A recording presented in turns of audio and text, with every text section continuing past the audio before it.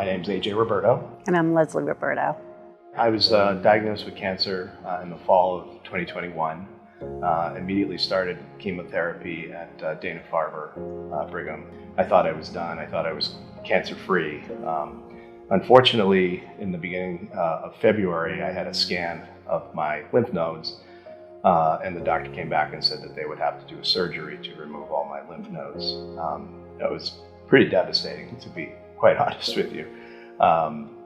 That surgery took place on March 14th. It was a long, very invasive surgery down in Boston.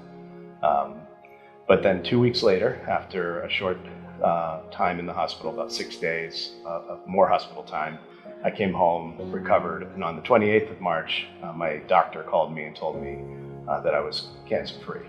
So, great news. But unfortunately, right around that same day, I was starting to struggle to breathe. I was fatigued. I was having a hard time going up and down the stairs. The next morning, I came down. I sat down with my youngest son. Leslie and I have five boys. My youngest is 14, Tucker. So I was sitting with him as he ate his breakfast, and I guess I started to have a bit of a seizure. My eyes rolled back in my head. I was slurring my speech, and Leslie started to yell at me. Snap out of it. Shook him. Shook Yeah. me.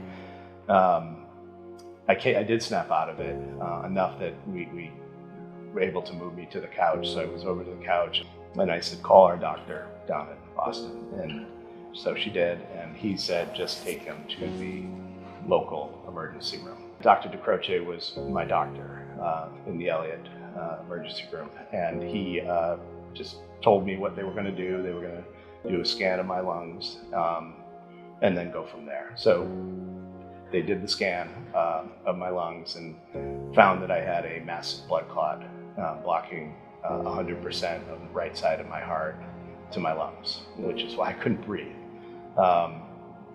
And Dr. DeCroce told me that it was better that I was airlifted down to Boston where they could take good care of me there, and I agreed that we would do that. I remember holding Dr. DeCroce's hand and Dr. Rankin's hand and just begging them not to let me die, because I really thought I was at the end of my life. And then Leslie and Dr. Rankin's stepped out for a minute, and that's when I coded twice. First time for a minute, and a second time for 4 minutes. And Dr. DeCroce and his team of wonderful nurses did CPR on me, stabilized me. I would also add that 4 out of my 5 sons were there. So, yeah. So, Dr. Rankins was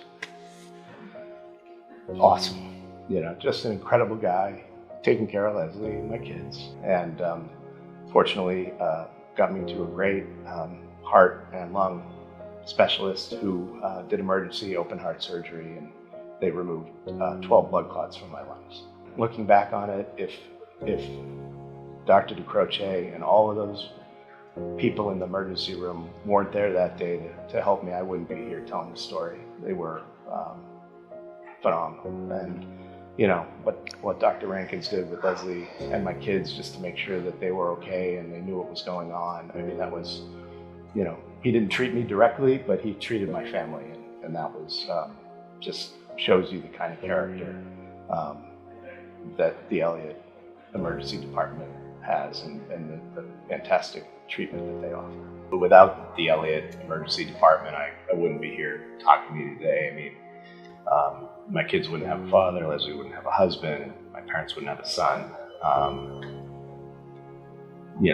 Those people were truly amazing that day and every day. I'm sure I'm not the only one that they've saved, but I'm really grateful that they were there, that they saved me, and that I'm here to be able to tell you my story.